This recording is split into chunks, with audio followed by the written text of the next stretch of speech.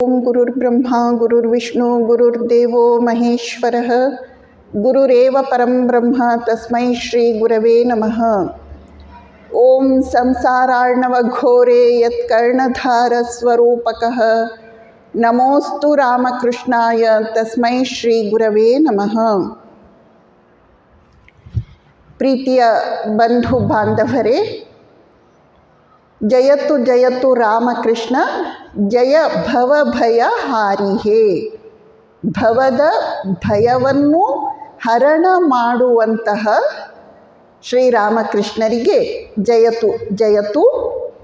ಜಯತು ಜಯತು ಪರಬ್ರಹ್ಮ, ಜಯ ನರ ರೂಪಧಾರಿಹೇ.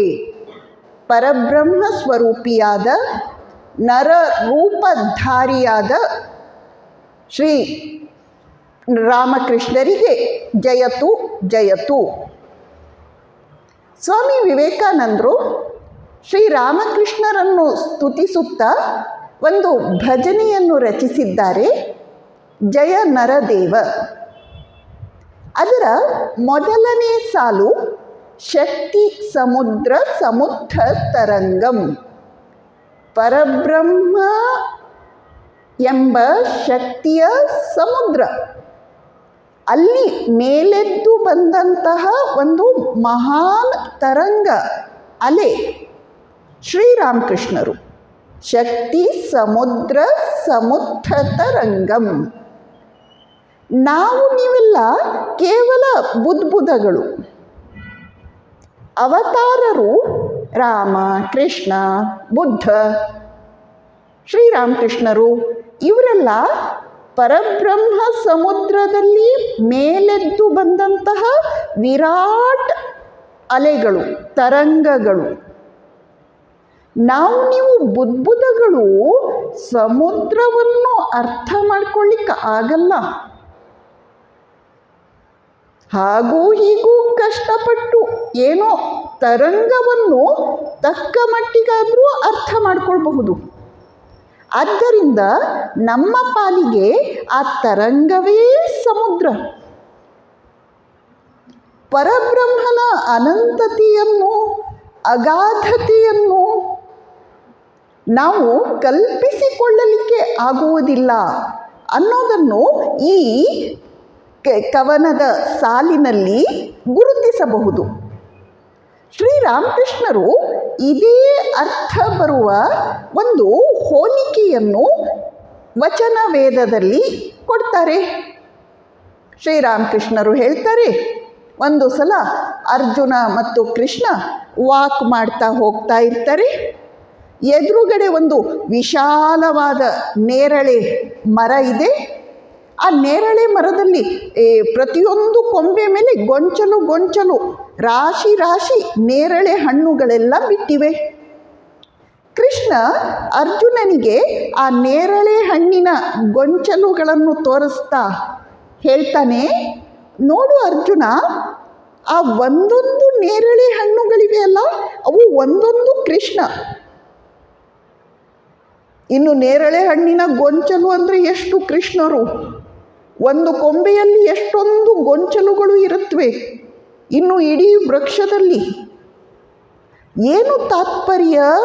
ಪರಬ್ರಹ್ಮ ವಸ್ತುವನ್ನು ನಾವು ನೀವು ನಮ್ಮ ಅಲ್ಪ ಬುದ್ಧಿ ಮನಸ್ಸುಗಳಿಂದ ಅರ್ಥ ಮಾಡಿಕೊಳ್ಳಿಕ್ಕೆ ವಿಪರೀತ ಕಷ್ಟ ಇದೆ. ನಾವು ಏನಿದ್ರೂ ಆ ಒಂದು ನೇರಳೆ ಹಣ್ಣನ್ನು, ಶಕ್ತಿ ಸಮುದ್ರದಲ್ಲಿ ಮೇಲೆದ್ದು ಬಂದಂತಹ ಆ ಒಂದು ವಿರಾಟ್ ತರಂಗವನ್ನು ಅರ್ಥ ಮಾಡಿಕೊಳ್ಬಹುದು.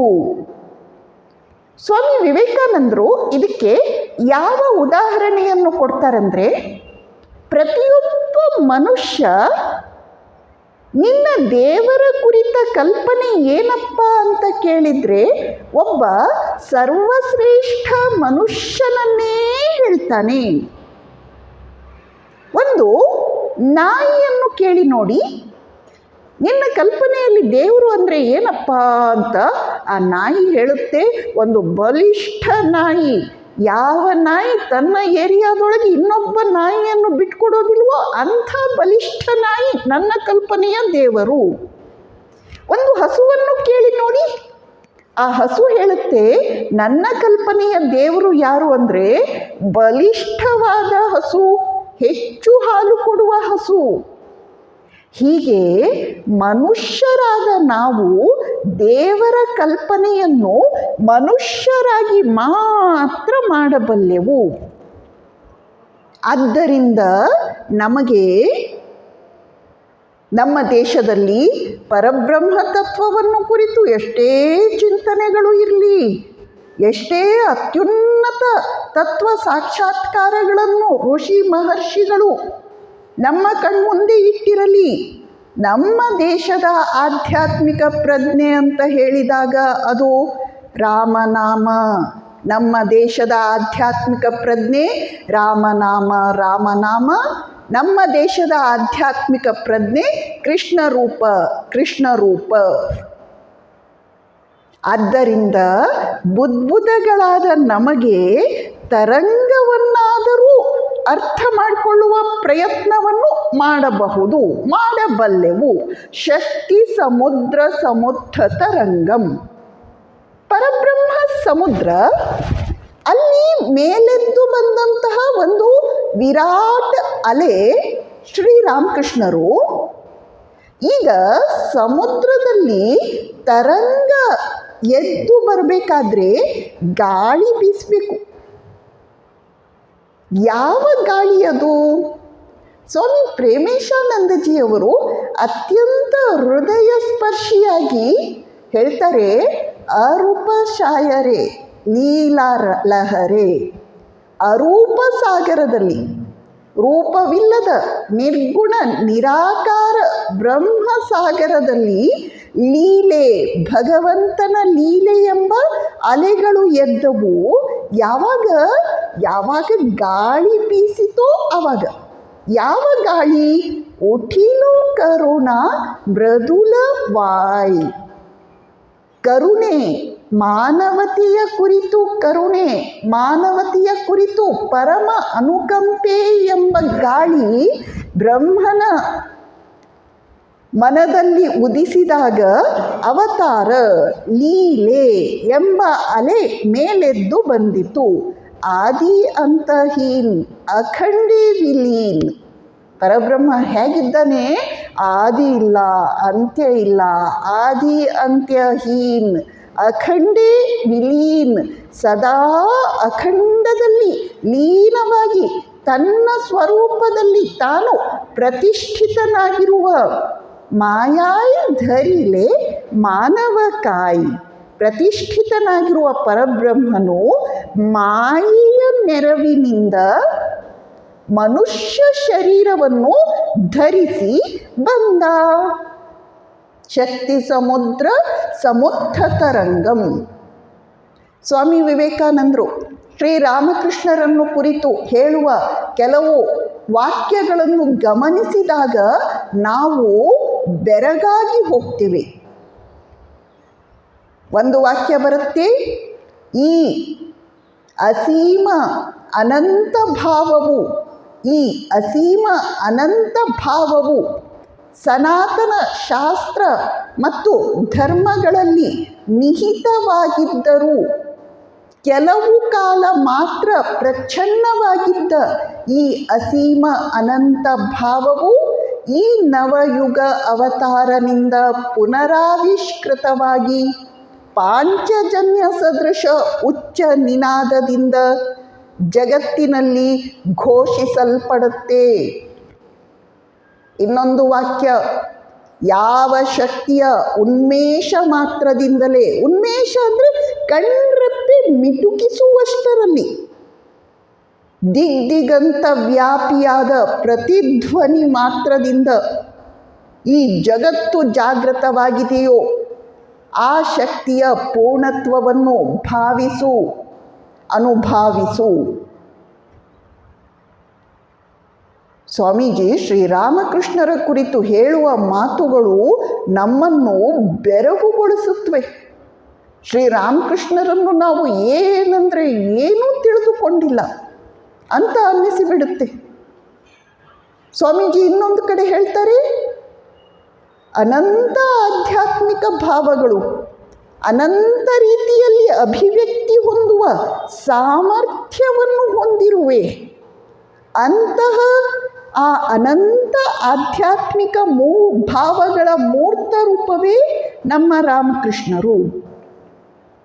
Even if we put a limit to the knowledge of Brahman, ನಾವು ಬ್ರಹ್ಮಜ್ಞಾನಕ್ಕೂ ಒಂದು ಮಿತಿಯನ್ನು ಹಾಕಬಹುದು, ಆದರೆ ಶ್ರೀರಾಮಕೃಷ್ಣರ ಮನಸ್ಸಿನ ಆಳ ಅಗಲಗಳಿಗೆ ಅಲ್ಲ.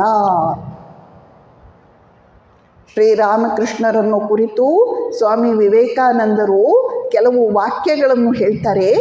ಅದನ್ನು ಅನುವಾದಿಸಿದಾಗ ಏನರ್ಥ ಬರುತ್ತಂದರೆ, ವೇದವಾರಿಧಿ ಮಥನದಿಂ ಬಂದ ಸುಧಿಯು, ವೇದಗಳು ಅಂತನ್ನುವ ಸಮುದ್ರವನ್ನು ಕಡಿದಾಗ ಹೊರಹೊಮ್ಮಿದಂತಹ ಅಮೃತ ಸುಧೆ, ಹರಿ ಹರ ಬ್ರಹ್ಮಾದಿ ಸುರರ ಬಲನಿಧಿಯು, ಹರಿ ಗೊತ್ತಲ್ವಾ, ಹರ ಬ್ರಹ್ಮ ಮುಂತಾದ ಎಲ್ಲ ದೇವತೆಗಳ ಬಲವನ್ನೆಲ್ಲ ಸಂಗ್ರಹಿಸಿದಾಗ ಯಾವ ರೂಪ ಬಂತೋ ಅದು ಶ್ರೀರಾಮಕೃಷ್ಣ ರೂಪ. ತುಂಬಿ ತುಳುಕುತಿಹುದದುವೇ ಪೂರ್ಣ ರೂಪದಲ್ಲಿ, ತುಂಬಿ ತುಳುಕುತಿಹುದು ಪೂರ್ಣ ರೂಪದಲ್ಲಿ ಅವತಾರ ಸಾರ ಶ್ರೀರಾಮಕೃಷ್ಣರಲ್ಲಿ.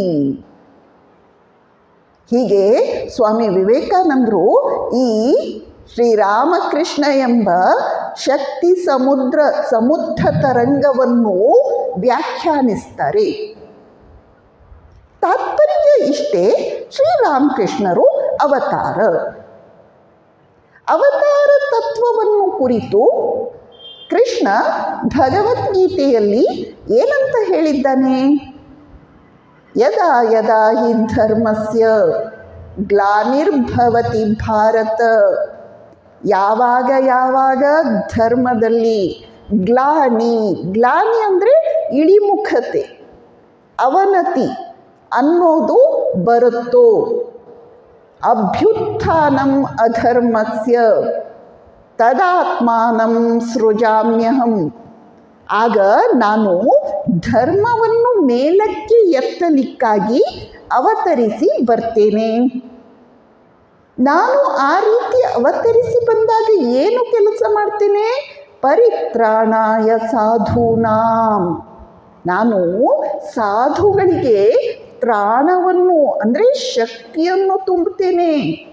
ವಿನಾಶಾಯಚ್ಚ ದುಷ್ಕೃತಾಂ, ದುಷ್ಟ ಕಾರ್ಯಗಳನ್ನು ಮಾಡುವವರನ್ನು ಅಥವಾ ಅವರಲ್ಲಿರುವ ದುಷ್ಟ ಶಕ್ತಿಯನ್ನು ನಾನು ನಾಶ ಮಾಡ್ತೇನೆ.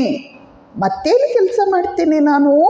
ಧರ್ಮ ಸಂಸ್ಥಾಪನಾರ್ಥಾಯ, ಧರ್ಮ ಸಂಸ್ಥಾಪನೆ, ಅದಕ್ಕಾಗಿ ನಾನು ಸಂಭವಾಮಿ ಯುಗೇ ಯುಗೇ, ನಾನು ಯುಗ ಯುಗದಲ್ಲೂ ಅವತರಿಸಿ ಬರ್ತೇನೆ. ನಾವೆಲ್ಲರೂ ಅಲ್ಪ ಪ್ರಜ್ಞೆಯಿಂದ ಕೂಡಿದವರು. ಅವತಾರ ಅನಂತ ಪ್ರಜ್ಞೆ, ಭೂಮ ಪ್ರಜ್ಞೆಯಿಂದ ಕೂಡಿದವನು. ನಾವು ನೀವು ಜೀವ, ಅವನು ಶಿವ. ನಮ್ಮದು ಅಲ್ಪಜ್ಞ ಅಂದರೆ ಸ್ವಲ್ಪ ಸ್ವಲ್ಪ ಜ್ಞಾನ, ಅವನು ಸರ್ವಜ್ಞ. ನಾವು ನೀವು ಸಣ್ಣ ಸಣ್ಣ ತೆಪ್ಪ ಇದ್ದ ಹಾಗೆ, ತೆಪ್ಪ ಹಾಗೂ ಹೀಗೂ ಕಷ್ಟಪಟ್ಟು ಆಚೆ ದಡ ಸೇರಿದರೆ ಸಾಕು, ಸದ್ಯ ಪುಣ್ಯ. ಆದರೆ ಅವನು ದೊಡ್ಡ ಜಹಜು. ಜಹಜು ತಾನು ಆಚೆಯ ದಡವನ್ನು ಸೇರುವುದಲ್ಲದೆ ನೂರಾರು ಸಾವಿರಾರು ಜನರನ್ನು ಆಚೆಯ ದಡಕ್ಕೆ ತಲುಪಿಸುತ್ತೆ. ಅವತಾರ ಆಧ್ಯಾತ್ಮಿಕ ಪ್ರಜ್ಞೆಯನ್ನು ಎಚ್ಚರಗೊಳಿಸ್ತಾನೆ. ಇತಿಹಾಸ ನಿರ್ಮಾಣ ಅವತಾರನ ಎಲ್ಲಕ್ಕಿಂತ ದೊಡ್ಡ ಕೊಡುಗೆ. ಸರ್ವಶ್ರೇಷ್ಠ ಚಾರಿತ್ರ್ಯ ಅವತಾರನ ಎಲ್ಲಕ್ಕಿಂತ ದೊಡ್ಡ ಕೊಡುಗೆ. ಅದನ್ನೇ ಸ್ವಾಮಿ ವಿವೇಕಾನಂದರು ಹೇಳ್ತಾರೆ, ಶ್ರೀರಾಮಕೃಷ್ಣರ ಆಗಮನದಿಂದ ಬ್ರಹ್ಮಕುಂಡಲಿನಿ ಎಚ್ಚರವಾಗಿದೆ. ಭಗವಂತ ಅವತರಿಸಿ ಬಂದಾಗ ಏನು ಮಾಡ್ತಾನೆ? ನಮ್ಮ ನಿಮ್ಮಿಂದ ಯಾವ ಕೆಲಸವನ್ನು ಮಾಡಲಿಕ್ಕೆ ಆಗೋದಿಲ್ವೋ ಅದನ್ನು ಅವತಾರ ಮಾಡಿ ತೋರಿಸ್ತಾನೆ. ಉದಾಹರಣೆಗೆ ಶ್ರೀರಾಮಕೃಷ್ಣರ ಜೀವನದಲ್ಲಿ ನಾವು ನೋಡ್ತೇವೆ, ಗುರು ತೋತಾಪುರಿ ಬಂದು ವೇದಾಂತ ಉಪದೇಶವನ್ನು ಮಾಡಲಿಕ್ಕಿಲ್ಲ, ಕೆಲವು ನಿಮಿಷಗಳಲ್ಲೇ ನಿರ್ವಿಕಲ್ಪ ಸಮಾಧಿ. ನಮ್ಮ ನಿಮ್ಮಿಂದ ಆಗುವ ಕೆಲಸನ ಇದು? ಶ್ರೀರಾಮಕೃಷ್ಣರು ನಿರ್ವಿಕಲ್ಪ ಸಮಾಧಿಯಲ್ಲಿ 6 ತಿಂಗಳ ಕಾಲ ನಿರಂತರ ಇದ್ರಂತೆ. ಸಾಮಾನ್ಯ ಮನುಷ್ಯರ ಶರೀರ ಆ ಸ್ಥಿತಿಯಲ್ಲಿ ಹೆಚ್ಚಂದ್ರೆ 21 ದಿನ ಇರುತ್ತೆ. ಆಮೇಲೆ ಒಣಗಿದ ಎಲೆಯ ಹಾಗೆ ಬಿದ್ದು ಹೋಗುತ್ತೆ. ಆದರೆ ಶ್ರೀರಾಮಕೃಷ್ಣರು 6 ತಿಂಗಳ ಕಾಲ ನಿರ್ವಿಕಲ್ಪ ಸಮಾಧಿಯಲ್ಲಿ ವಿಲೀನರಾಗಿದ್ರು ಅಂದರೆ ಅದು ನಮ್ಮ ನಿಮ್ಮಿಂದ ಆಗುವಂತಹ ಕೆಲಸವೇನು? ಶ್ರೀರಾಮಕೃಷ್ಣರು ಅಂಥ ಪ್ರಚಂಡ ಬುದ್ಧಿವಂತ ನರೇಂದ್ರನನ್ನು, ಸ್ವಾಮಿ ವಿವೇಕಾನಂದರನ್ನು ಬಗ್ಗಿಸಿದ್ರಲ್ಲ, ಅಂಥ ದುಷ್ಟ ಆದರೆ ಅಷ್ಟೇ ಪ್ರತಿಭಾವಂತ, ಅಷ್ಟೇ ಪ್ರಚಂಡ ಸಾಮರ್ಥ್ಯಶಾಲಿಯಾದ ಗಿರೀಶ್ ಚಂದ್ರ ಘೋಷ್ನನ್ನು ಬಗ್ಗಿಸಿದ್ರಲ್ಲ,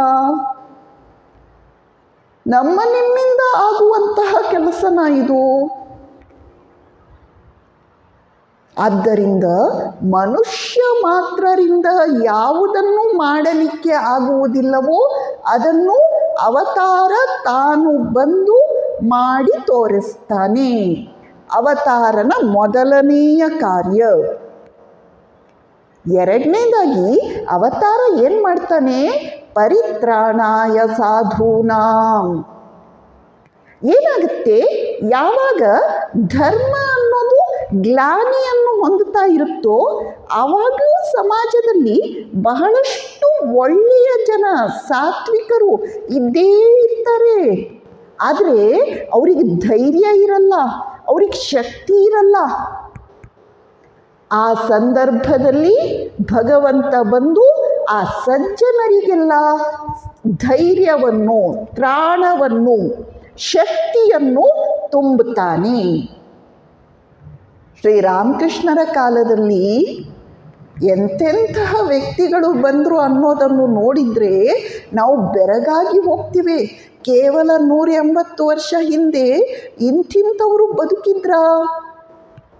ಉದಾಹರಣೆಗೆ ಆ 16 ಶಿಷ್ಯರು, ಉದಾಹರಣೆಗೆ ನಾಗ ಮಹಾಶಯರಂತಹ ವ್ಯಕ್ತಿ. ಅಲ್ಲ, ಒಬ್ಬ ಮನುಷ್ಯ ಹೀಗೂ ಇರ್ಲಿಕ್ಕೆ ಸಾಧ್ಯ ಇದೆಯಾ ಅನ್ನುವಂತಹ ಚಾರಿತ್ರ್ಯ. ಉದಾಹರಣೆಗೆ ಗೋಪಾಲೇರ್ಮಾ ಅನ್ನುವವಳು ನೋಡಿದರೆ ಬಾಲವಿಧವೆ, ನೋಡಿದರೆ ಅವಿದ್ಯಾವಂತೆ, ಆದರೆ 30 ವರ್ಷಗಳ ನಿರಂತರ ಜಪ ಸಾಧನೆಯಿಂದ ಅವಳು 60 ದಿನ ನಿರಂತರವಾಗಿ ಬಾಲಕೃಷ್ಣನನ್ನು ನಿರಂತರ ದರ್ಶನ ಮಾಡಿದ್ಲಲ್ಲ. ಇಂಥವರೂ ಇದ್ದಾರೇನು? ಪರಿತ್ರಾಣಾಯ ಸಾಧೂನಾಂ. ಈ ಸಜ್ಜನರಿಗೆಲ್ಲ ತ್ರಾಣವನ್ನು ತುಂಬಿದವನು ಅವತಾರ. ಭೌಮಸ್ಯ ಬ್ರಾಹ್ಮಣೋ ಬ್ರಾಹ್ಮಣತ್ವಸ್ಯ ರಕ್ಷಣಾರ್ಥಂ. ಬ್ರಾಹ್ಮಣತ್ವ ಅಂದರೆ the right type of people. ಸರಿಯಾದ ವ್ಯಕ್ತಿಗಳಿಗೆ ಶಕ್ತಿಯನ್ನು ತುಂಬಿ ಅವರನ್ನು ಮೇಲಕ್ಕೆ ಎತ್ತಲಿಕ್ಕೆ ಅವತಾರನ ಆಗಮನ. ಇದು ಎರಡನೇ ಕಾರಣ. ಮೂರನೆಯ ಕಾರಣ ಏನು? ಧರ್ಮ ಸಂಸ್ಥಾಪನಾರ್ಥಾಯ. ಧರ್ಮ ಸಂಸ್ಥಾಪನೆ ಅವತಾರನ ಮಹಾನ್ ಕಾರ್ಯ. ಧರ್ಮವನ್ನು ಸ್ಥಾಪನೆ ಮಾಡಲಿಕ್ಕೆ ಒಬ್ಬ ರಾಜ ಮಹಾರಾಜನಿಗಾಗಲಿ, ಮಂತ್ರಿಗಾಗಲಿ, ಸಮಾಜ ಸುಧಾರಕನಿಗಾಗಲಿ, ಪಂಡಿತನಿಗಾಗಲಿ, ಅಥವಾ ಕೊನೆಯಲ್ಲಿ ಒಬ್ಬ ಬಿಷಪ್, ಫಾದರ್ ಅಥವಾ ಧರ್ಮ ಗುರುವಿಗೆ ಆಗಲಿ ಮಾಡಲಿಕ್ಕಾಗಲ್ಲ. ಧರ್ಮ ಸಂಸ್ಥಾಪನೆಯ ಕಾರ್ಯವನ್ನು ಕೇವಲ ಭಗವಂತ, ಕೇವಲ ಅವತಾರ ಮಾತ್ರ ಮಾಡಬಲ್ಲ ಧರ್ಮಚಕ್ರ ಪ್ರವರ್ತನ. ಇದು ಅವತಾರನ ಮಹಾನ್ ಕೊಡುಗೆ. ಶ್ರೀರಾಮಕೃಷ್ಣರು ಧರ್ಮ ಸಂಸ್ಥಾಪನೆಯ ಕಾರ್ಯವನ್ನು ಯಾವ ರೀತಿ ಮಾಡಿದ್ರು? ಮೊದಲನೇದಾಗಿ ತಾವು 12 ವರ್ಷಗಳ ದೀರ್ಘಕಾಲದಲ್ಲಿ ವಿವಿಧ ಸಾಧನಾ ಮಾರ್ಗಗಳ ಮೂಲಕ ಸತ್ಯ ಸಾಕ್ಷಾತ್ಕಾರವನ್ನು ಪಡೆದುಕೊಳ್ಳುವ ಮೂಲಕ ಧರ್ಮ ಸಂಸ್ಥಾಪನೆಯನ್ನು ಮಾಡಿದ್ರು. ಒಂದನೆಯದು. ಎರಡನೆಯದು, ತಮ್ಮ ಶಿಷ್ಯ ಪರಂಪರೆಯ ಮೂಲಕ ಈ ಕಡೆ ಶ್ರೀಮಾತೆಯವರನ್ನು ತಯಾರುಗೊಳಿಸಿ, ಈ ಕಡೆ ಸ್ವಾಮಿ ವಿವೇಕಾನಂದರು ಮತ್ತು ಉಳಿದ 15 ಶಿಷ್ಯರನ್ನು ನಿರ್ಮಾಣಗೊಳಿಸಿ ಅವರನ್ನು ವಿಶ್ವದಾದ್ಯಂತ ಕಳುಹಿಸಿ ಧರ್ಮ ಸಂಸ್ಥಾಪನೆಯ ಕಾರ್ಯವನ್ನು ಮಾಡಿದ್ರು. ಮೂರನೇದು, ತಮ್ಮ ಬೋಧನೆಗಳ ಮೂಲಕ. ಆ ಬೋಧನೆಗಳು ಹೇಗಿವೆ? ವಚನ ವೇದ. ಆ ಬೋಧನೆಗಳು ಅವು ವಚನ ಅಂದರೆ ಮಾತು. ಎಂಥ ವಚನಗಳು? ವೇದ ಸಮವಾದ ವಚನಗಳು. ವಚನ ವೇದದ ಮಧುರ. ವೇದ ವಚನದ ಮುಂದೆ ವೇದಗಳ ವಚನವೂ ತಲೆಯ ಬಾಗಿದುವು. ಅಂಥ ತಮ್ಮ ಬೋಧನೆಗಳ ಮೂಲಕ ಶ್ರೀರಾಮಕೃಷ್ಣರು ಮೂರನೆಯದಾಗಿ ಧರ್ಮಚಕ್ರ ಪ್ರವರ್ತನವನ್ನು ಮಾಡಿದರು. ಶ್ರೀರಾಮಕೃಷ್ಣರ ಒಬ್ಬರು ಶಿಷ್ಯರು ಸ್ವಾಮಿ ರಾಮಕೃಷ್ಣಾನಂದಜಿ ಅಂತ. ಅವರಿಗೆ ಗಣಿತ ಅಂದರೆ, ಮ್ಯಾಥ್ಸ್ ಅಂದರೆ ಬಹಳ ಇಷ್ಟ. ಅವರು ಒಂದು ಮ್ಯಾಥಮೆಟಿಕಲ್ ಫಾರ್ಮುಲಾ ರೂಪದಲ್ಲಿ ಶ್ರೀರಾಮಕೃಷ್ಣಾವತಾರವನ್ನು ವರ್ಣಿಸ್ತಾರೆ. ಅವ್ರು ಹೇಳ್ತಾರೆ, ಶ್ರೀರಾಮಕೃಷ್ಣ ಅವತಾರ ಅಂತ ಹೇಳಿದಾಗ ಶ್ರೀರಾಮಕೃಷ್ಣಾವತಾರ ಈಕ್ವಲ್ಸ್ ಶ್ರೀರಾಮಕೃಷ್ಣರ ಜೀವನ ಪ್ಲಸ್ ಅವರ ಸಂದೇಶ ಪ್ಲಸ್ ಶ್ರೀಮಾತೆಯವರ ಜೀವನ ಅವರ ಸಂದೇಶ ಪ್ಲಸ್ 16 ಶಿಷ್ಯರ ಜೀವನ ಮತ್ತು ಅವರ ಸಂದೇಶ ಪ್ಲಸ್ ಇನ್ಫಿನೈಟ್ ಅಂದರೆ ಅನಂತ. ಇಷ್ಟನ್ನು ನಾವು ಅಧ್ಯಯನ ಮಾಡಿದಾಗ ಶ್ರೀರಾಮಕೃಷ್ಣಾವತಾರವನ್ನು ಅರ್ಥ ಮಾಡಿಕೊಳ್ಳಬಲ್ಲೆವು. ಶಕ್ತಿ ಸಮುದ್ರ ತರಂಗಂ. ಶ್ರೀರಾಮಕೃಷ್ಣರು ಪರಬ್ರಹ್ಮ ಎಂಬ ಸಮುದ್ರದಲ್ಲಿ ಮೇಲೆದ್ದು ಬಂದಂತಹ ವಿರಾಟ್ ಅಲೆ. ನೀವು ಬುದ್ಬುದಗಳು. ಅವತಾರನ ಇನ್ನೊಂದು ವಿಶೇಷ ಏನು ಅಂದರೆ, ಅವನಲ್ಲಿ ನಾವು ನೋಡುವಂತಹ ಪ್ರಚಂಡ ಆಕರ್ಷಣೆಯನ್ನು ಇನ್ನೆಲ್ಲೂ ನೋಡಲ್ಲ. ಚೈತನ್ಯ ಮಹಾಪ್ರಭು ಏನಾದರೂ ಭಜನೆ ಶುರು ಮಾಡಿದ ಅಂದರೆ ಎಲ್ಲರೂ ಹುಚ್ಚೆದ್ದು ಹೋಗ್ತಾ ಇದ್ರು. ಏನು ನರ್ತನ ಅದು, ಏನು ಭಜನೆ ಅದು, ಏನು ಸಂಕೀರ್ತನೆ, ಏನು ಭಾವಗಳ ಸಮುದ್ರ, ಪ್ರಚಂಡವಾದ ಆಕರ್ಷಣೆ. ಸಾಮಾನ್ಯ ಮನುಷ್ಯರಿಗೆ ಅಂಥ ಆಕರ್ಷಣ ಶಕ್ತಿ ಬರೋದಿಲ್ಲ. ಚೈತನ್ಯ ಮಹಾಪ್ರಭುವಿನ ನಗರ ಸಂಕೀರ್ತನೆಯ ಅಥವಾ ಸಂಕೀರ್ತನ ಪಾರ್ಟಿಯ ವರ್ಣನೆ ಬರುತ್ತೆ. ಏನು ರೋಮಗಳು ನಿಮಿರಿ ನಿಂತ್ಕೊಳ್ಬೇಕು, ಪ್ರೇಮಾಶ್ರುಗಳು ಸುರಿಯಬೇಕು. ಒಂದು ಭಗವಂತನ ನಾಮದಲ್ಲಿ ಏನು ಅದ್ಭುತ ಶಕ್ತಿ ತುಂಬಿದೆ. ನಾವು ವಿಸ್ಮಯ ಸ್ತಂಭಿತರಾಗಿ ಹೋಗ್ತೇವೆ. ಅವತಾರನ ವ್ಯಕ್ತಿತ್ವದ ಪ್ರಚಂಡ ಆಕರ್ಷಣೆ ಇದು. ಸ್ವಾಮಿ ರಾಮತೀರ್ಥರು ಅವರು ಬದುಕಿದ್ದು ಕೇವಲ 32 ವರ್ಷ. ಅಷ್ಟರಲ್ಲಿ ಹಿಮಾಲಯಕ್ಕೆ ಹೋಗಿ ನಿರ್ವಿಕಲ್ಪ ಸಮಾಧಿಯನ್ನು ತಪಸ್ಸಿನಿಂದ ಪಡೆದುಕೊಂಡದ್ದೇನು. ಅನಂತರ ಅಮೇರಿಕ, ಜರ್ಮನಿ ಮತ್ತಿತರ ಕಡೆಗಳಲ್ಲಿ ಸಂಚರಿಸಿ ವೇದಾಂತ ಪ್ರಚಾರ ಕಾರ್ಯವನ್ನು ಮಾಡಿದ್ದೇನು. ಅವ್ರ ಅವ್ರು ಏನಾದರೂ ಪ್ರವಚನ ಮಾಡಿದ್ರು ಅಂದರೆ ಅವರು ಪ್ರವಚನ ಮುಗಿದ ಮೇಲೆ ಆ ಪ್ರವಚನ ಕೇಳ್ತಾ ಇದ್ದ ಸಾವಿರಾರು ಜನರೆಲ್ಲ ಅವ್ರು ಹಿಂದೆನೇ ಹೋಗ್ತಿದ್ರಂತೆ. ಅವ್ರಿಗೆ ಕೂತ್ಕೊಳ್ಳಿಕ್ಕೆ ಬಿಡಲ್ಲ, ನಿಂತ್ಕೊಳ್ಳಿಕ್ಕೆ ಬಿಡಲ್ಲ. ಆ ಪ್ರಚಂಡ ಆಕರ್ಷಣೆ ಅವತಾರನಲ್ಲಿ ಮಾತ್ರ ನಾವು ಕಾಣಬಹುದು. ಶ್ರೀರಾಮಕೃಷ್ಣರಲ್ಲಿ ಕೂಡ ಎಂಥ ಒಂದು ಪ್ರಚಂಡ ಆಕರ್ಷಕ ಶಕ್ತಿ ಇತ್ತು.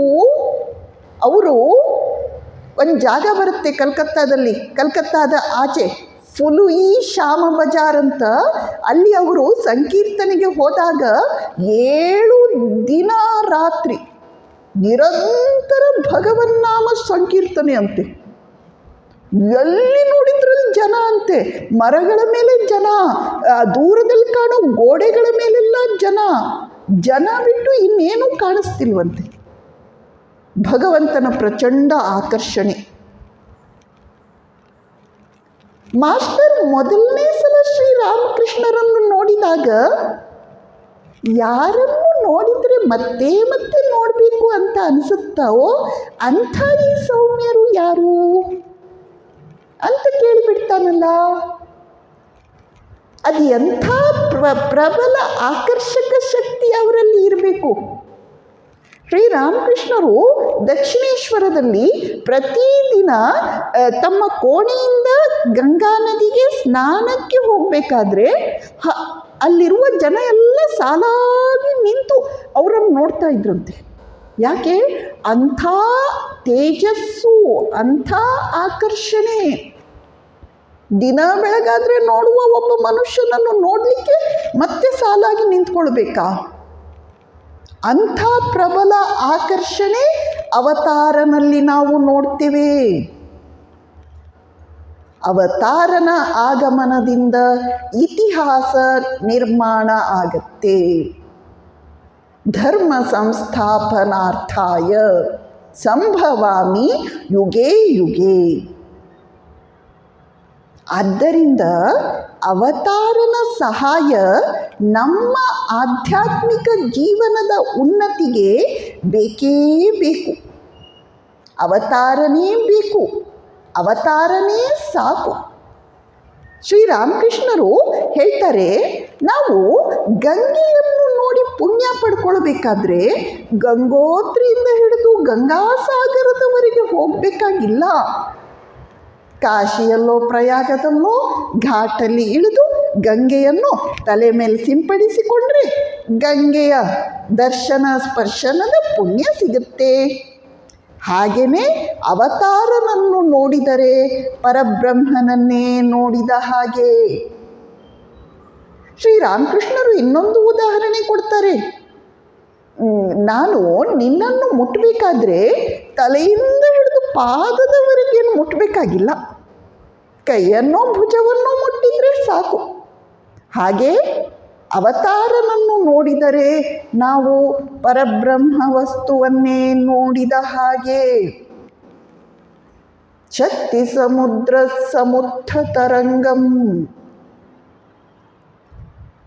ನಾವು ಯಾವ ಸಾಧನಾ ಮಾರ್ಗವನ್ನೇ ಅನುಸರಿಸ್ತಾ ಇರಲಿ, ನಾವು ನಮ್ಮ ಗುರಿಯನ್ನು ಯಾವ ಶಬ್ದಗಳಲ್ಲಿ ವಿವರಿಸಿಯಾದರೂ ಹೇಳಲಿ, ನಿರ್ವಿಕಲ್ಪ ಸಮಾಧಿ ಅಂತ ಹೇಳಲಿ, ಕೈವಲ್ಯ ಅಂತ ಹೇಳಲಿ, ನಿರ್ವಾಣ ಅಂತ ಹೇಳಲಿ, ಮನೋಲಯ ಅಂತ ಹೇಳಲಿ, ಸತ್ಯ ಸಾಕ್ಷಾತ್ಕಾರ ಅಂತ ಹೇಳಲಿ, ಅಥವಾ ಇನ್ಯಾವ ಶಬ್ದದಿಂದ ಬೇಕಾದರೂ ಹೇಳಲಿ, ಆ ಅಂತಿಮ ಗುರಿ ಹೇಗಿರುತ್ತೆ ಅಂದರೆ, ಎಲ್ಲ ಸಂತ ಮಹಾತ್ಮರು ಹೇಳುವ ಪ್ರಕಾರ ಆಗ ನಮ್ಮ ಮನಸ್ಸು ಪೂರ್ಣ ಕಂಟ್ರೋಲಲ್ಲಿ ಇರುತ್ತೆ, ಮನಸ್ಸು ಸ್ಥಿರವಾಗಿರುತ್ತೆ.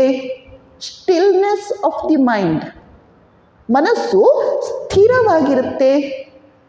ಇದನ್ನು ಇನ್ನೂ ಸುಲಭವಾಗಿ ಹೇಳಬೇಕಂದ್ರೆ, make the mind no mind, make the mind no mind. ಈಗ ನಮ್ಮ ಮನಸ್ಸು ಇದೆ, ಮನಸ್ಸು ಇಲ್ಲ ಆಗಬೇಕು, ಕೇವಲ ಆತ್ಮ ಉಳಿಬೇಕು, ಕೇವಲ ಭಗವಂತ ಅಥವಾ ಇಷ್ಟ ಅಥವಾ ಅವತಾರ ಅವನಷ್ಟೇ ಉಳಿಬೇಕು. Make the mind no mind. ಆ ಸ್ಥಿತಿಯನ್ನು ನಾವು ಯಾವ ಸಾಧನಾ ಮಾರ್ಗದಿಂದ ಬೇಕಿದ್ರೂ ಪಡೆಯಬಹುದು. ಅವತಾರನ ಜೀವನ ಅನುಸಂಧಾನ, ಅವತಾರನ ಜೀವನ ಸಂದೇಶಗಳ ಸ್ಮರಣ, ಮನನ, ನಿಧಿಧ್ಯಾಸನದಿಂದ ಆ ಗುರಿಯನ್ನು ತುಂಬ ಸಹಜವಾಗಿ, ತುಂಬ ಸುಲಭವಾಗಿ ತಲುಪಬಹುದು. ಕೃಷ್ಣನೇ ಭಗವದ್ಗೀತೆಯಲ್ಲಿ ನಮಗೆ ಪ್ರಾಮಿಸ್ ಮಾಡಿದ್ದಾನೆ, ಈತರಾಗ ಭಯ ಕ್ರೋಧ ಮನ್ಮಯಾ ಮಾಮುಪಾಶ್ರಿತಾಃ ಬಹವೋ ಜ್ಞಾನ ತಪಸಾ ಪೂತಾ ಮದ್ಭಾವಮಾಗತಾಃ. ನಾವು ಪ್ರತಿದಿನ ತಪ್ಪದೆ ಶ್ರೀರಾಮಕೃಷ್ಣರ ಜೀವನವನ್ನು ಓದ್ತಾನೇ ಇರಬೇಕು. ನಾವು ಪ್ರತಿದಿನ ತಪ್ಪದೆ ಭಜನೆಗಳನ್ನು ಹೇಳ್ತಾ ಇರಬೇಕು. ನಾವು ಪ್ರತಿದಿನ ತಪ್ಪದೆ ಶ್ರೀರಾಮಕೃಷ್ಣರ ಗುರು ಉಪದೇಶ ಮಾಡಿದಂತಹ ಮಂತ್ರವನ್ನು ಜಪ ಮಾಡ್ತಾ ಹೋಗಬೇಕು. ಅವಾಗೇನಾಗುತ್ತಂತೆ, ವೀತ ರಾಗ ಭಯ ಕ್ರೋಧ, ರಾಗ ಭಯ ಕ್ರೋಧ ಇವು ವೀತ ಅಂದರೆ ನಾಶವಾಗಿ ಹೋಗುತ್ತವೆ. ಮನ್ಮಯ ಮಾಮುಪಾಶ್ರಿತಾಃ, ನಮ್ಮ ಮನಸ್ಸು ಅವನಲ್ಲೇ ನೆಲೆಸುತ್ತೆ, ನಾವು ಅವನನ್ನೇ ಆಶ್ರಯಿಸ್ತೇವೆ. ಬಹವೋ ಜ್ಞಾನ ತಪಸಾ, ನಾವು ಜ್ಞಾನ ತಪಸ್ಸಿನಿಂದ ಪರಿಶುದ್ಧರಾಗಿ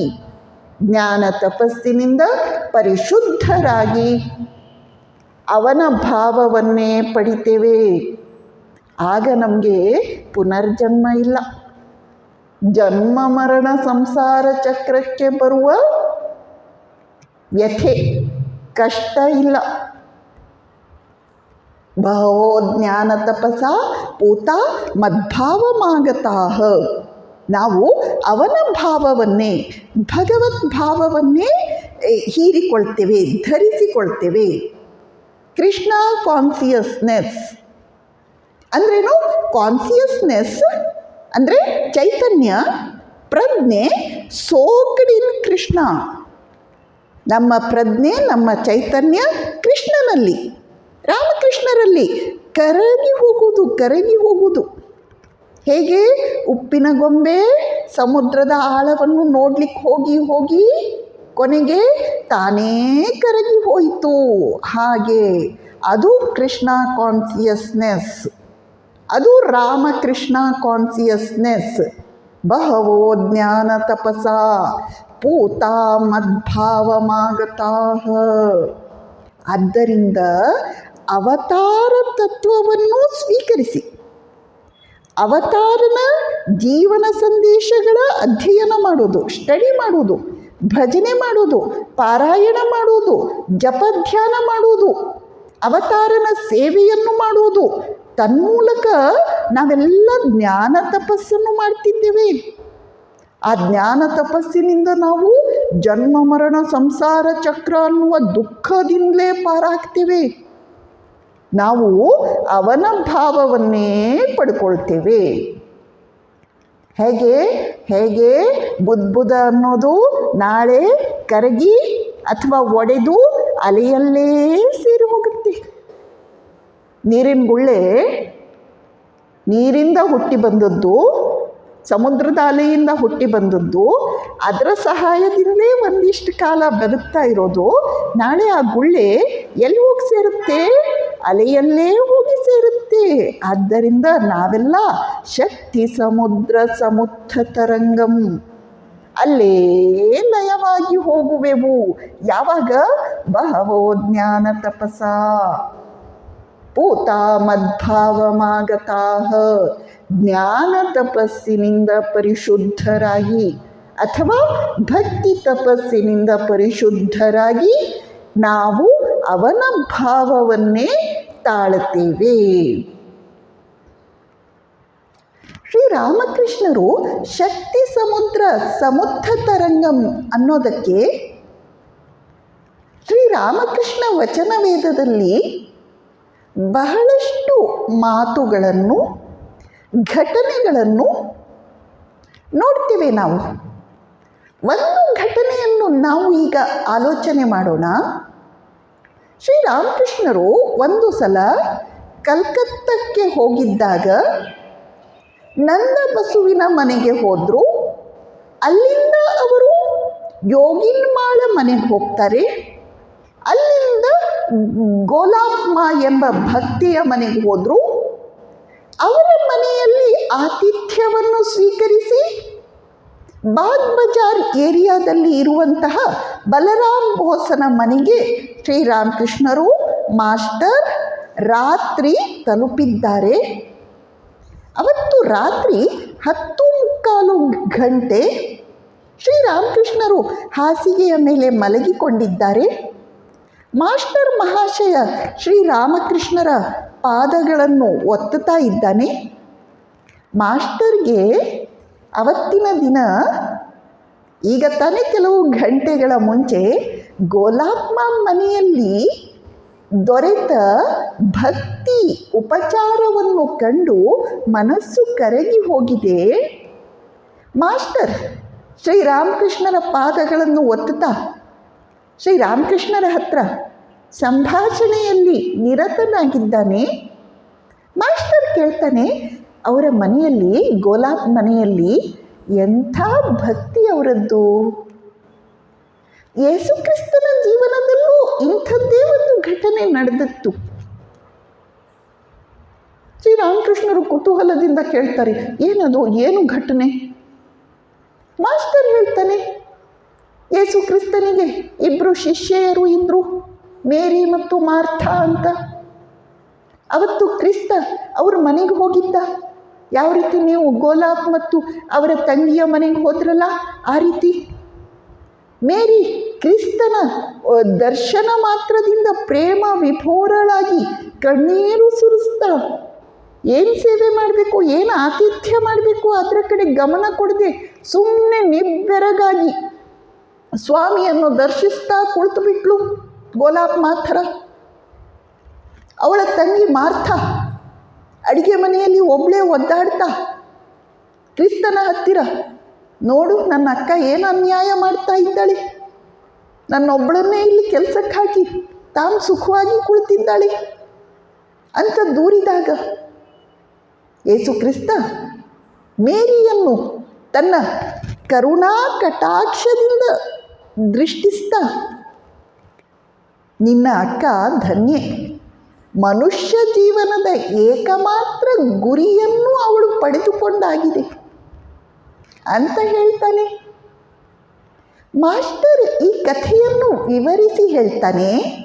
ಆಗ ಶ್ರೀರಾಮಕೃಷ್ಣರು ಮಲಗಿದ್ದವರು ಕೇಳ್ತಾರೆ, ಇದರಿಂದ ನಿನಗೆ ಏನು ಗೊತ್ತಾಯಿತು? ಮಾಸ್ಟರ್ ಹೇಳ್ತಾನೆ, ನೀವು ಚೈತನ್ಯ ಮಹಾಪ್ರಭು, ಯೇಸು ಕ್ರಿಸ್ತ ಮೂವರೂ ಒಬ್ಬರೇ. ಶ್ರೀರಾಮಕೃಷ್ಣರು ಒಡನೆಯೇ ಹೌದು ಹೌದು ಮೂವರೂ ಒಬ್ಬರೇ. ಈ ಮೂಲಕ ವ್ಯಕ್ತವಾದವನು ಅಂದರೆ ತಮ್ಮ ಮೂಲಕ ವ್ಯಕ್ತವಾಗಿರುವವನು ಭಗವಂತನೇ ಅನ್ನೋದು ನಿನಗೆ ಗೊತ್ತಾಗ್ತಾ ಇದೆಯೇನು? ಮಾಸ್ಟರ್ ಹೇಳ್ತಾನೆ, ಹಿಂದೆ ನೀವು ಒಂದು ಉದಾಹರಣೆಯನ್ನು ಹೇಳಿದ್ರಿ ಅವತಾರ ತತ್ವದ ಬಗ್ಗೆ. ಏನದು ಉದಾಹರಣೆ? ಶ್ರೀರಾಮಕೃಷ್ಣರು ಕೇಳ್ತಾರೆ. ಮಾಸ್ಟರ್ ಹೇಳ್ತಾನೆ, ಒಂದು ವಿಸ್ತಾರವಾದ ಬಯಲು ಇದೆ, ದಿಗ್ದಿಗಂತಗಳವರೆಗೆ ಹರಡಿಕೊಂಡಿರುವ ವಿಶಾಲವಾದ ಬಯಲು ಇದೆ. ಆ ಬಯಲಿನ ಸೌಂದರ್ಯವನ್ನು ವೈಶಾಲ್ಯವನ್ನು ಏನು ಕೇಳ್ತೀರಾ? ಆದರೆ ಆ ಬಯಲನ್ನು ನೋಡಲಿಕ್ಕೆ ಒಂದು ಗೋಡೆ ಅಡ್ಡ ಇದೆ. ಈಗ ಒಂದು ವೇಳೆ ಆ ಗೋಡೆಯಲ್ಲಿ ಒಂದು ತೂತು ಇರೋದಾದರೆ ಆ ತೂತಿನಿಂದ ಆ ಮೈದಾನದ ವೈಶಾಲ್ಯದ ಆನಂದವನ್ನು ಆಸ್ವಾದಿಸಬಹುದು. ಮಾಸ್ಟರ್ ಹೇಳಿದ. ಶ್ರೀರಾಮಕೃಷ್ಣರು ಕೇಳ್ತಾರೆ, ಏನದು ತೂತು? ಮಾಸ್ಟರ್ ಹೇಳ್ತಾನೆ, ನೀವೇ ಆ ತೂತು. He is the link between finite and infinite. ಅಲ್ಪರಾದ ನಮಗೂ ಅನಲ್ಪನಾದ ಅನಂತನಾದ ಪರಮಾತ್ಮನಿಗೂ ಪರಬ್ರಹ್ಮನಿಗೂ ನಡುವೆ ಇರುವಂತಹ ಲಿಂಕ್, ಸಂಬಂಧ, ಮೊಬೈಲ್ ಲಿಂಕ್ ಅಲ್ಲ, ಆಮೇಲೆ ಸಂಬಂಧ, ಲಿಂಕ್. ಭಗವಂತ, he is the link between the finite and the infinite. Master ಹೇಳ್ತಾನೆ, ನೀವೇ ಆ ತೂತು. ಶ್ರೀರಾಮಕೃಷ್ಣರು ಮೌನವಾಗಿ ಸಮ್ಮತಿಯನ್ನು ಸೂಚಿಸ್ತಾರೆ. ಶಕ್ತಿ ಸಮುದ್ರ ಸಮುತ್ಥತರಂಗಂ. ಇನ್ನೊಂದು ಕಡೆಯಲ್ಲಿ ಮಾಸ್ಟರ್ ಮಹಾಶಯ ಶ್ರೀರಾಮಕೃಷ್ಣರ ಹತ್ತಿರ ಹೇಳ್ತಾನೆ, ಭಗವಂತ ಎಲ್ಲ ಜನಗಳನ್ನು ತನ್ನ ಮಷೀನಿಂದ ನಿರ್ಮಾಣ ಮಾಡಿದ್ದಾನೆ, ರೆಡಿ ಮಾಡಿದ್ದಾನೆ. ಆದರೆ ನಿಮ್ಮನ್ನು ಮಾತ್ರ ತನ್ನ ಸ್ವಂತ ಕೈಗಳಿಂದಲೇ ರೆಡಿ ಮಾಡಿದ್ದಾನೆ. ಇದನ್ನು ಹೇಳಿದ ಮಾಸ್ಟರ್ ಮುಂದೊಂದು ದಿನ ಇನ್ನೊಂದು ಮಾತನ್ನು ಹೇಳಿದ. ಏನದು? ನೀವು ಸಾಕ್ಷಾತ್ ಪೂರ್ಣ ಬ್ರಹ್ಮ, ಪರಮೇಶ್ವರ, ನಾರಾಯಣ, ಪುರುಷೋತ್ತಮ. ಶ್ರೀರಾಮಕೃಷ್ಣರು ಮಾಸ್ಟರನ್ನು ಕೇಳ್ತಾರೆ, ಹೇಳು ನೋಡೋಣ, ನಿನಗೆ ನನ್ನ ಬಗ್ಗೆ ಏನು ಅನಿಸುತ್ತೆ? ಅವ್ರ ಬಗ್ಗೆ ಏನು ಅನಿಸುತ್ತಂತ ಮಾಸ್ಟರ್ ಹೇಳಬೇಕಂತೆ ಅವರಿಗೆ. ಮಾಸ್ಟರ್ ಮೌನವಾಗಿದ್ದ. ಶ್ರೀರಾಮಕೃಷ್ಣರು ಮತ್ತೆ ಕೇಳ್ತಾರೆ, ಹೇಳು ನೋಡೋಣ, ನನಗೆ ಎಷ್ಟು ಆಣೆ ಜ್ಞಾನ ಇದೆ? ಮಾಸ್ಟರ್ ಹೇಳ್ತಾನೆ, ನನಗೆ ಈ ಆಣೆ ಪೈಸೆಗಳ ಲೆಕ್ಕ ಎಲ್ಲ ಅರ್ಥ ಆಗಲ್ಲ. ಆದರೆ ಪ್ರೇಮದಲ್ಲೇ ಆಗಲಿ, ಜ್ಞಾನದಲ್ಲೇ ಆಗಲಿ, ವೈರಾಗ್ಯದಲ್ಲೇ ಆಗಲಿ, ವಿಶ್ವಾಸದಲ್ಲೇ ಆಗಲಿ, ಔದಾರ್ಯದಲ್ಲೇ ಆಗಲಿ, ನಿಮ್ಮಂತಹ ವ್ಯಕ್ತಿಯನ್ನು ಎಲ್ಲೂ ಎಂದೂ ನಾನು ನೋಡಿಲ್ಲ. ಶಕ್ತಿ ಸಮುದ್ರ ಸಮುತ್ಥತರಂಗಂ. ಶಕ್ತಿ ಸಮುದ್ರ ಸಮುತ್ಥತರಂಗಂ. ಆದ್ದರಿಂದ ಸ್ವಾಮಿ ವಿವೇಕಾನಂದರು ಶ್ರೀರಾಮಕೃಷ್ಣರೆಂಬ ಶಕ್ತಿ ಸಮುದ್ರ ಸಮುತ್ಥ ತರಂಗವನ್ನು ಕುರಿತು ಏನಂತ ಹೇಳ್ತಾರೆ, ಅದನ್ನು ಶ್ರೀ ಮುರಳೀಧರ್ ಅವರು ಈ ರೀತಿ ಅನುವಾದ ಮಾಡ್ತಾರೆ. ವೇದವಾರಿಧಿ ಮಥನದಿಂ ಬಂದ ಸುಧೆ. ಹೊರಗಡೆ ಸಮುದ್ರವನ್ನು ಮಥನ ಮಾಡಿದಾಗಲೇ ಅದು ಎಂಥ ಒಂದು ಏನು ರೋಮಾಂಚಕರ ಘಟನೆ. ಅದರಿಂದ ಎಂಥ ಒಂದು ಶ್ರೇಷ್ಠವಾದ ದೇವಲೋಕದ ಅಮೃತ ಹೊರಬಂತು. ಇನ್ನು ಇಲ್ಲಿ ಏನಾಗ್ತಾ ಇದೆ, ವೇದಗಳು ಅನ್ನುವ ಸಮುದ್ರವನ್ನು ವೇದವಾರಿಧಿ ಮಥನ ಕಡಿಯಲಾಗ್ತಾ ಇದೆ. ಆಗ ಹೊರಗಡೆ ಬಂದಂತಹ ಸುಧೆ, ಅಮೃತ, ಶ್ರೀರಾಮಕೃಷ್ಣರು ಹರಿಹರ ಬ್ರಹ್ಮಾದಿ ಸುರರ ಬಲನಿಧಿಯು. ಹರಿ ಗೊತ್ತಲ್ವಾ, ಹರ, ಬ್ರಹ್ಮ ಮುಂತಾದ ದೇವತೆಗಳ ಎಲ್ಲ ಶಕ್ತಿ ಬಲ, ಅದನ್ನೆಲ್ಲ ಒಟ್ಟುಗೂಡಿಸಿದ್ರೆ ಏನಾಗುತ್ತೆ, ಆ ನಿಧಿ ಶ್ರೀರಾಮಕೃಷ್ಣರು. ತುಂಬಿ ತುಳುಕುತಿಹುದು ಅದುವೇ ಪೂರ್ಣ ರೂಪದಲ್ಲಿ, ತುಂಬಿ ತುಳುಕುತಿಹುದದುವೇ ಪೂರ್ಣ ರೂಪದಲ್ಲಿ ಅವತಾರ ಸಾರ ಶ್ರೀರಾಮಕೃಷ್ಣರಲ್ಲಿ. ಅವತಾರ ಸಾರ ಶ್ರೀರಾಮಕೃಷ್ಣರಲ್ಲಿ. ಆದ್ದರಿಂದ ಸ್ವಾಮಿ ವಿವೇಕಾನಂದರು ಕನ್ಕ್ಲೂಡ್ ಮಾಡ್ತಾರೆ, ತಾರೆಗಳ ಕುಟ್ಟಿ ಪುಡಿ ಮಾಡುವೆವು ನಾವು, ತಾರೆಗಳ ಕುಟ್ಟಿ ಪುಡಿ ಮಾಡುವೆವು ನಾವು, ಲೋಕವನ್ನೇ ತಲೆ ಕೆಳಗು ಮಾಡುವೆವು ನಾವು, ಲೋಕವನ್ನೇ ತಲೆ ಕೆಳಗು ಮಾಡುವೆವು ನಾವು. ನೀವು ಬಲ್ಲಿರಾ ನಾವು ಯಾರೆಂದು, ನೀವು ಬಲ್ಲಿರಾ ನಾವು ಯಾರೆಂದು? ಶ್ರೀರಾಮಕೃಷ್ಣರ ಕಿಂಕರರು ನಾವು, ಶ್ರೀರಾಮಕೃಷ್ಣರ ಕಿಂಕರರು ನಾವು. ನಮಸ್ಕಾರ.